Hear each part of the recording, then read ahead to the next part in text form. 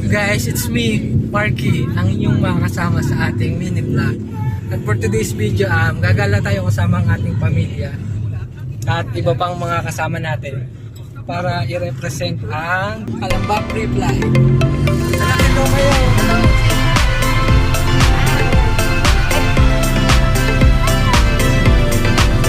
So, see you there! Mga pala yung ating kasama, si BJ na Kalamba Pre-Fly at si Lawrence na Bird Alliance Philippines. Yan si BJ. Oy. Yan si Lawrence. Yan. Okay naman sa camera.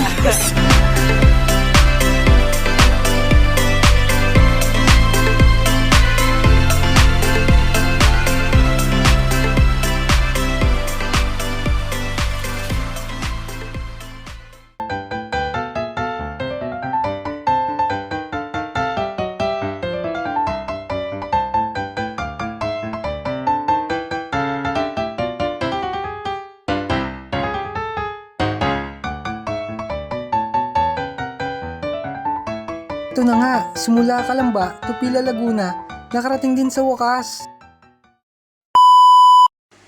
Dito, nakita namin ang mga makikisig na kakatail, sinabayan pa ng mga cute na Alps 2 at GCC. Nandito din ang sinasabing mabilis matutong magmimik ng tunog, ang Indian ringneck. At mga makukulay na umaakit sa aking paningin, ang aking dream bird, Sun Conure, at ang pinaka-star of the show. Guys, may nakita akong kakaibang mga ibon. Ang laki, para siyang Indian ringneck pero hindi. Sa mga nakakaalam, pa-comment naman oh.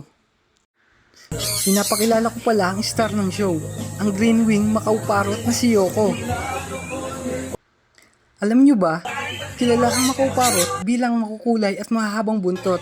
Sila ay tumatagal ng 25 to 50 years, 50 to 60 naman in the wild. Pero sa magandang paraan pag-aalaga, kaya pa nilang mas tumagal. Hindi ko na nakunan ng mga sumunod na eksena, pero sa hindi inaasahang pangyayari, biglang pumitik si Kiyo, ang alagang kakatil ng kasama kong si PJ. At dahil dyan, bagamat masaya kaming pumunta, kulang naman kaming uuwi. Sana mapabalik si Kiyo.